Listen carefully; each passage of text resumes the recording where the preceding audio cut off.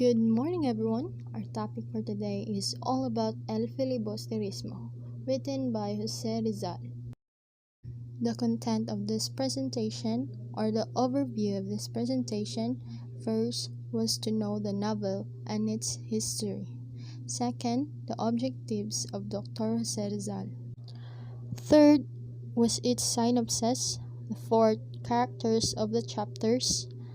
Fifth, the comparison of Noli Me Tangere and El Filibusterismo. This presentation was being prepared by Richa Ichi, Rupal Ginelin, and Sabayton Stephanie Eve. El Filibusterismo. It is the second novel written by Jose Rizal as the sequel to Noli Me Tangere. Like Noli Me Tangere, it was written in Spanish, The Reign of the Greed in English. It consists of 38 chapters. Rizal dedicated El Filibusterismo to the three martyred priests of Cavite. The execution of the three priests was significant to the title of the novel.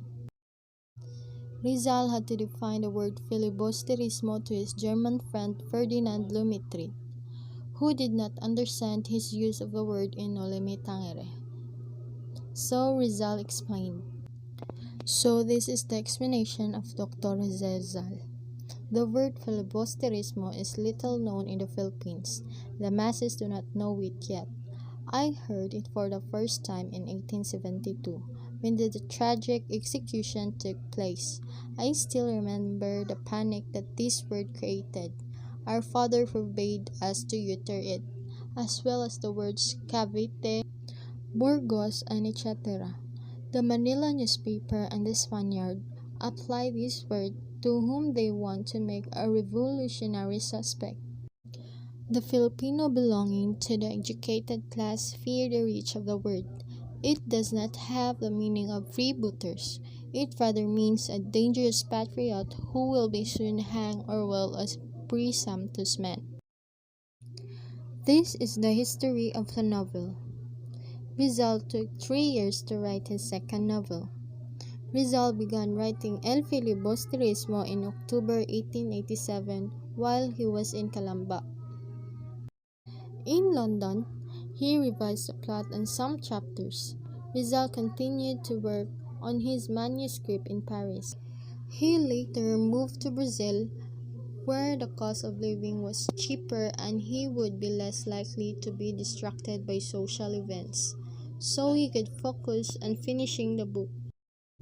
He finally completed the book on March 29, 1891, and in September 18, 1891, the novel was published in Ghent, partially funded by Rizal's friend Valentin Ventura. Rizal immediately sent on this date with 2 copies to Hong Kong, one for Basa and one for Sisto Lopez. Rizal gratefully donated the original manuscript and autographed printed copy to Valentin Ventura. Rizal sent complimentary copies to Blumitrit, Mariano Ponce, Garciano Lopesina, Antonio Luna, Pardo de Tavera, Juan Luna, and other friends.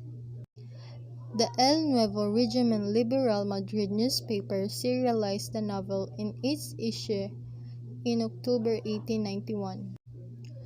Original manuscript of El Filibusterismo in Rizal's own handwriting is now preserved in the Filipiniana Division of the Bureau of Public Libraries in Manila, acquired by Philippine government from Valentin Ventura for 10,000 pesos. It is consists of 279 pages of long sheets paper. This is the objectives of Dr. Jose Rizal in writing the novel. First was to define Filipino people for foreign accusations of foolishness and lack of knowledge. Second, to show how the Filipino people lived during Spanish colonial period and the cries and woes of his countrymen against abusive officials. Third, to discuss what religion and belief can really do to everyday lives. Last was to expose the cruelties, graft, and corruption of the false government and honestly showed the wrongdoings of Filipino that lead to the further failure. The book narrates the return of the protagonist of Nolime Tangere. Crisostomo Ibarra was the disguise of wealthy jeweler named Simon. Disillusioned by the abuses of the Spanish, Ibarra abandoned his pacifist belief in order to return the Philippines and start a violent revolution. In Nolime Tangere, Basilio was a young man and skilled medical student recruited by Ibarra to aid him in detonating a bomb at a social gathering by help him signal the beginning of revolution. However, Basilio warned his friend Isagani, realizing that the woman he loved is in the building.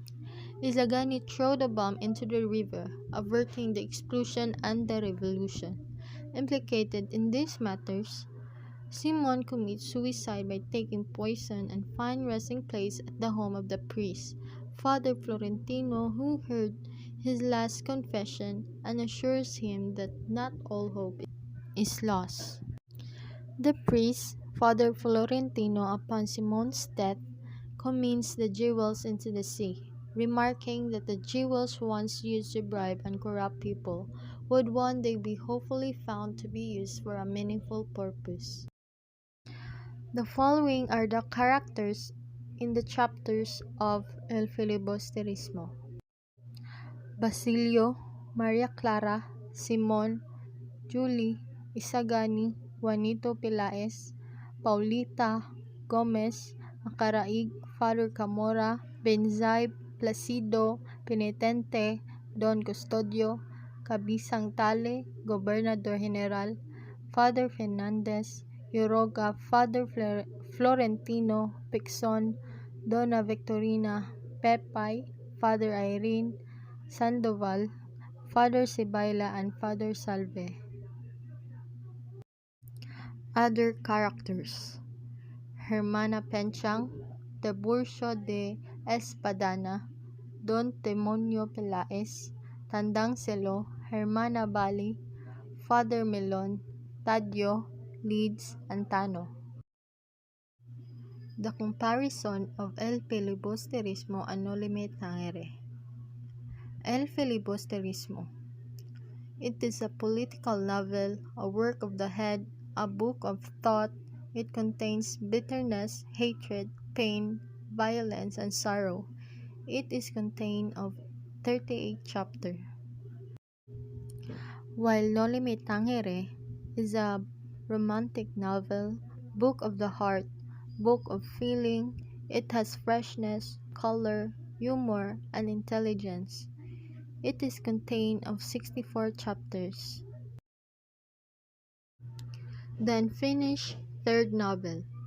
In September 22, 1891, Rizal wrote to Blumentritt saying that he's thinking of writing a third novel where ethics will play principal role.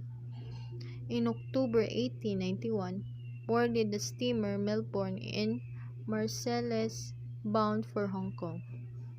During the voyage, he wrote the third novel in Tagalog, in which he intended for Tagalog readers.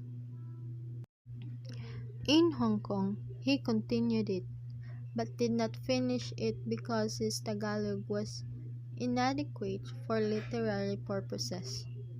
The unfinished third novel has no title. It consists of 44 pages in Rizal handwriting. The manuscript is still preserved in the Bureau of Public Libraries.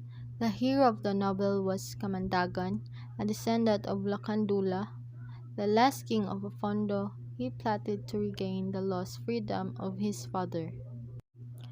It is said that Rizal was fortunate not to finish this novel, because it would have caused greater scandal. The other unfinished novel of Rizal was the Macamesa. It is a Tagalog novel, written in light sarcastic style. It is complete with only 2 chapters. It consists only of 20 pages. It is written in ironic Spanish. Rizal wrote it while he was in Dapitan to depict the town life and costumes. It is consists of 8 pages.